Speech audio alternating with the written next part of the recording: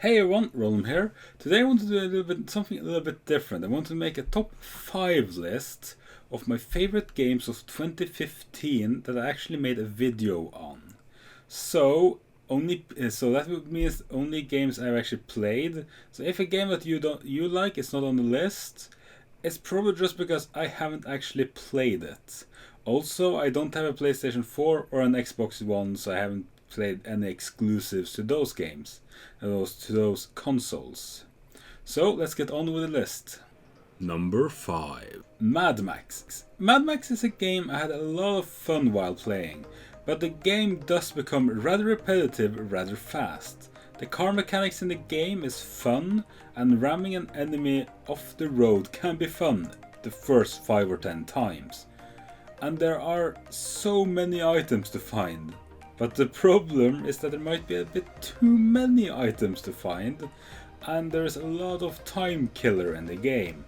But it can be a lot of mindless fun in the same way that Mad Max Fury Road was so much fun. And the main reason why I never finished my Let's Play for this game is because Warner Bros. Does not actually like people Let's Playing their games. Number 4. Fia the Awakening. I had a lot of fun playing this game for the 60 some hours I played it. The way all your people have their own names, levels and stats makes it feel different from many other turn-based strategy games. The way you have to take some risks in order to actually get good materials, to get good items, since the best materials spawn far away from your town. But I do have a few nitpicks with the game. The combat mechanics can be a little finicky at times, and I've many times cried out in frustration as one of my people attacked the guy behind them instead of killing the one in front, leading to someone dying. And that you can't have more than one town can be seen as a negative point, as I would love to be able to make at least smaller outposts with maybe 1 or 2 building slots or something like that. But this game I can recommend if it looks interesting to you. Number 3. War for the Overworld. One of the main reasons why I like this game is because it's so much like Dungeon Keeper 2. So much so I would call it a spiritual successor. And this is while adding new things that was not in Dungeon Keeper, like a tech tree way of getting rooms and spells, and multiple new mechanics. This type of real-time strategy is one that I love so much. The original Dungeon Keeper is actually the first game I ever played, so my feelings might be a bit biased. This is a game where you need to take care of creatures' needs, train them and use them to kill anyone in your path.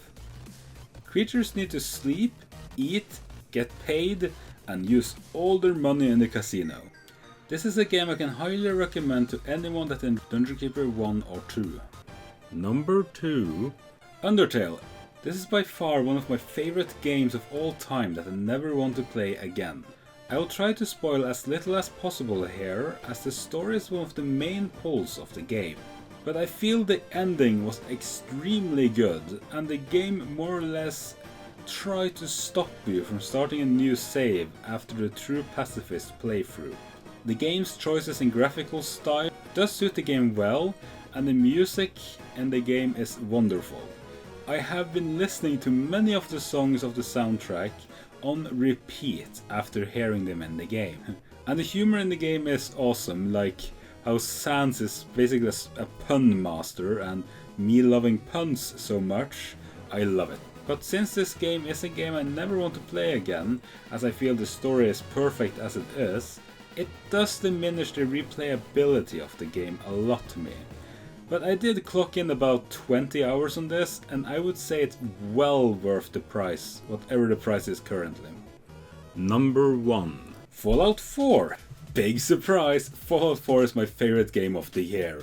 Who would have guessed? I have completely lost myself to this game for weeks on end, and since launch I've played the game for 278 hours. That's approximately 4 hours every single day. While I agree that the game has some faults, I can overlook these because of everything else. The game follows you as you make your characters pre-war before the nukes fall and all hell breaks loose. But you survive and get frozen down only to wake up 210 years later, angry and looking for your baby. But before that you need to build a settlement and plant some crops. Okay, so the main story of the game kinda takes a backseat as you ignore it while you explore the waste. The main story was never the best part of any Bethesda game anyways. But as you play the game, you'll be given choices in who to aid in basically conquering the Commonwealth. You can either choose the Brothers of Steel, who is trying to destroy any tech that could one day wipe out humanity, killing everyone who's harboring said tech, the Railroad, who wants to save those poor robots, killing anyone who tries to kill those robots, or the Institute, who wants to preserve pre-war humanity at all costs, even kidnapping and murder. Or you can choose none and go with the Minutemen, where you alone take over the Commonwealth while President annoys you with more settlement quests. And thanks to all the things you can do in the game already, and the fact that you can rather easily mod the game to do anything you like, I choose this game as my number one of 2015. So tell me in the comment section below if you agree or disagree with my list. And what is your top 5 list of 2015? I would love to hear it. So thank you all for watching. I'll see you guys next video.